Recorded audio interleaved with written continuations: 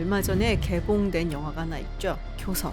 제가 정말 좋아하는 두 배우가 나오더라고요. 이 영화가 2007년에 있었던 실화를 모티브로 해서 만들어졌습니다. 그래서인지 인터넷상에서도 상당히 또 화제가 되기도 하고 또 논란이 되기도 하는데요. 사실 이게 종교가 엮여 있고 그리고 또 사람의 목숨이 달렸던 일이기 때문에 조심스럽게 이야기를 해야 되긴 하는데요. 그래도 벌써 15년 전에 일어났었던 일이라서 기억을 잘 못하는 분들 혹은 모르시는 분들도 꽤 계신 것 같더라고요. 그래서 영상의 이해를 돕기 위해서 당시 어떤 일이 있었는지 조금 설명을 하고 가도록 할게요. 이 사건의 발단은 2007년 7월 13일 분당에 위치한 한 교회 선교단이 아프가니스탄으로 어린이 교육 그리고 의료를 목적으로 봉사활동을 떠난다라는 것에서 시작이 됩니다. 당시 아프가니스탄은 전쟁 후에 이 카르자이 정권이 들어서 있는 상황이었죠. 그런데 사실 아직까지도 치안이라든지 여러 가지 면에서 상당히 불안정하고 그리고 탈레반도 아직 상당히 세력이 있는 상황이었어요. 그리고 2007년 2월에는 탈레반이 자신들의 동료들을 석방해달라라는 조건을 걸기 위해서 한국인들을 납치하려고 한다라는 첩보가 들어옵니다. 그러면서 외교부에서는 선교사들에게 육로로 이동하는 것을 금지를 하고 되도록이면 조심하라, 나가지 말라라는 이야기를 했었죠. 그리고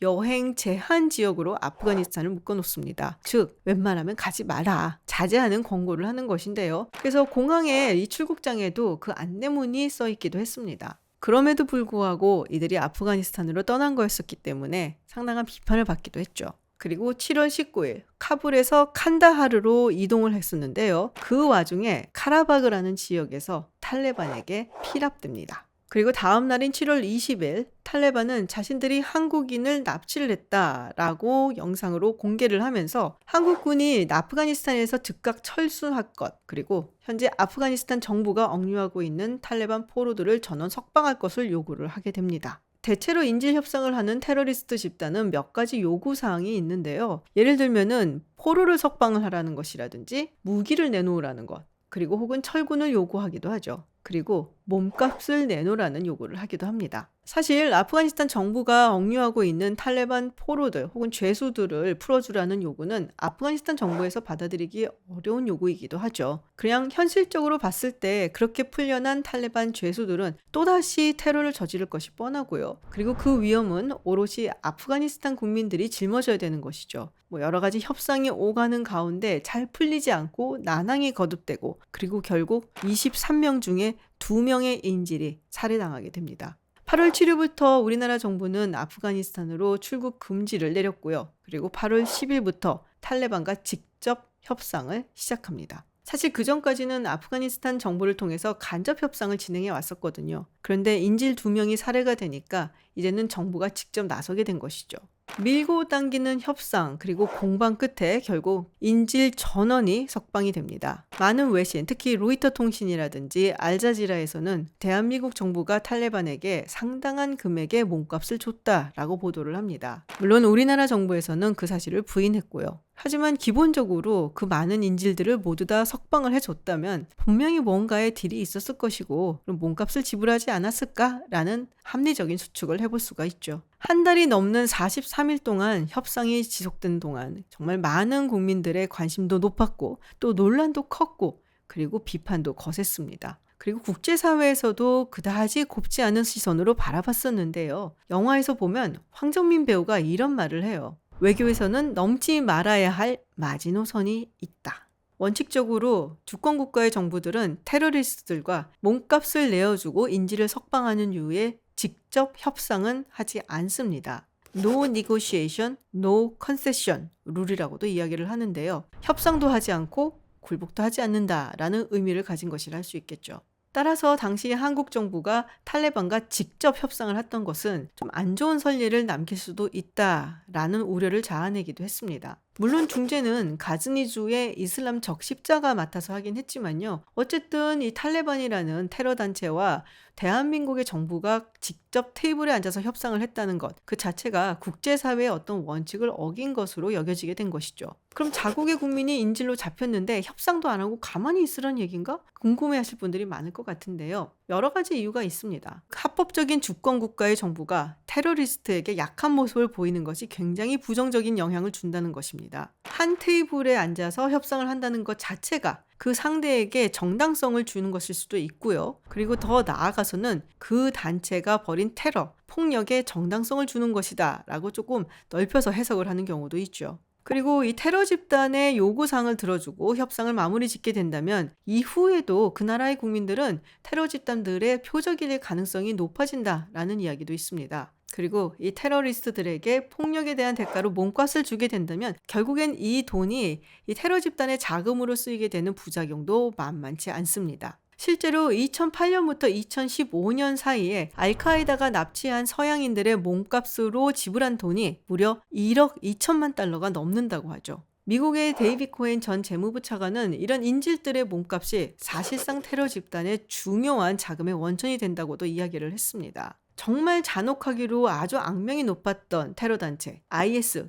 이 IS만 해도 2014년 한 해에만 인질들의 몸값으로 벌어들인 돈이 수천만 달러에 달한다고 하죠. 그리고 그 돈이 이 IS 수입의 약 3에서 5% 정도를 차지했다라는 이야기도 있습니다. 사실 이 몸값을 받아내는 것이 더 좋겠지만 그렇지 않다고 하더라도 인질극을 벌이는 것은 이 테러 집단에게 그렇게 나쁜 것은 아닙니다. 잔혹하게 처형하는 모습을 보여줌으로써 자신들의 극악무도함을 더 강조를 하고 그게 오히려 더 존재감을 나타낼 수 있는 방법이 되거든요. 그래서 원칙적으로는 협상도 하지 않고 몸값을 주지 않는 것으로 하고 있는데요. 여기에 가장 강경하게 이 원칙을 고수하는 것은 미국입니다. 미국은 그 어떤 경우에도 테러 집단에게 몸값을 지불하지 않죠. 심지어 제3자, 기업이라든지 인질의 가족이 몸값을 지불하겠다라고 하는 것조차 금지를 하고 있어요. 마찬가지로 강경하게 대처하는 것은 영국 정부인데요. 영국 같은 경우는 그래도 사기업이라든지 또 인질의 가족들이 대신해서 돈을 내겠다 하는 것까지 막지는 않습니다. 그런데 다른 유럽 국가들은 원칙이라고 이야기는 하지만 몸값을 종종 지불하는 것으로 알려져 있죠. 프랑스만 하더라도 몸값을 잘 내주는 국가로 알려져 있는데요. 보코하람이 프랑스인 7명을 납치를 했을 때 이들을 석방하는 조건으로 약 320만 달러를 지불했다고 합니다. 대체로 이런 경우에는 각국 정부는 아무 말도 하지 않습니다.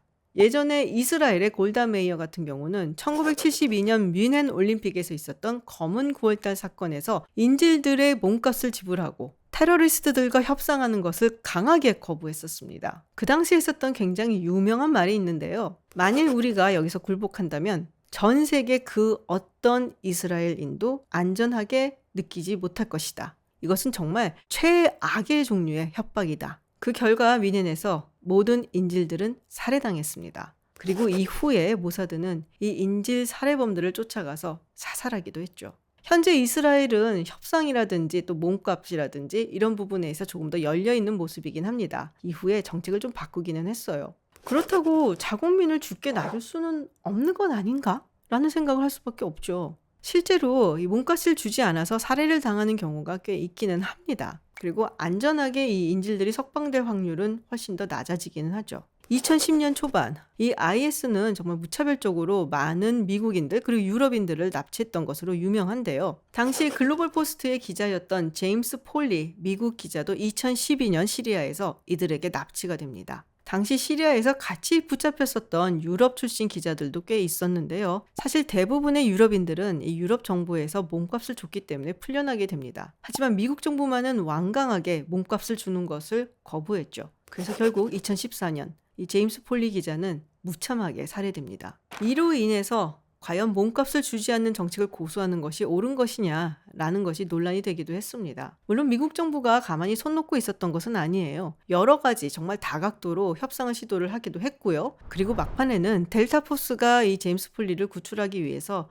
특수작전을 수행하기도 했죠. 안타깝게도 그 작전은 실패로 끝났습니다. 결국 당시 이라크에서 발을 빼려고 했었던 오바마 행정부는 IS를 괴멸시키겠다라고 선언을 했고요. 그리고 그 이후 IS는 거의 괴멸되다시피 했고 지금까지도 미국은 그 잔당을 소탕하고 있죠.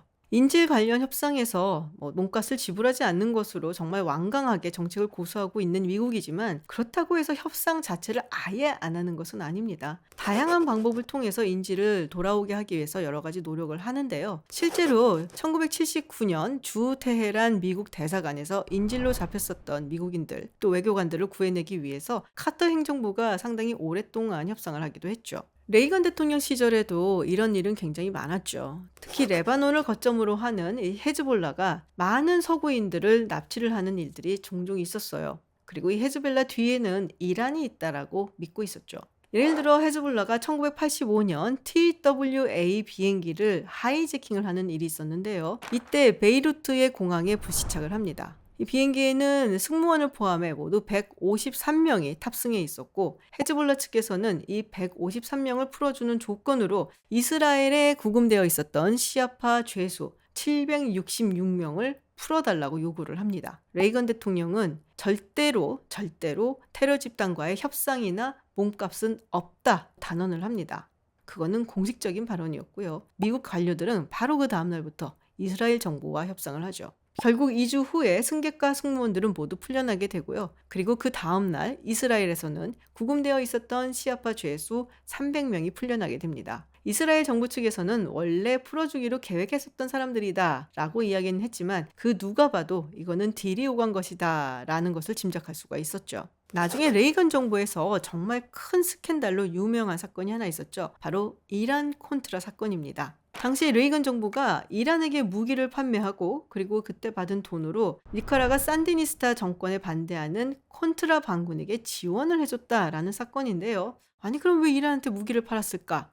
네, 짐작하시듯이 인질들을 석방시키는 조건으로 팔았다라는 것이 대부분의 의견입니다. 미국은 이런 경우 굉장히 조용하고 또 비밀스럽게 협상을 진행을 합니다. 이게 언론에 떠들썩하게 나오는 것이 냉정하게 임해야 되는 협상에 결코 도움이 되지 않는다라고 판단하기 때문이기도 하죠. 그리고 언론을 통해 많이 알려지면 알려질수록 상대방이 더 레버리지를 가져갈 거다라고 판단한 것 같습니다. 네, 이 영화를 보시면 당시에 문제가 됐었던 이 교회 봉사단에 대해서는 거의 언급을 하지 않습니다. 인질들의 이야기도 많이 나오지 않아요. 아마도 이 영화를 연출한 임순례 감독도 아직도 많은 사람들이 이 사건을 껄끄럽게 생각하고 있다라는 부분을 좀 의식하지 않았나라는 생각이 들어요. 사실 참 많은 생각을 하게 한 사건입니다. 사실 이런 인질 협상을 담당하게 되는 정보원이라든지 이 사람들의 의견에 따르면 정말 곤혹스럽고 괴롭다라고 이야기들을 해요. 나라의 국익을 위해서 협상에 임하는 태도가 있는데 그렇다고 해서 인질들을 그대로 놔둘 수도 없고 그래서 정말 힘들다라는 고충을 토로하는 것을 제가 예전에 언론에서 본 적이 있거든요.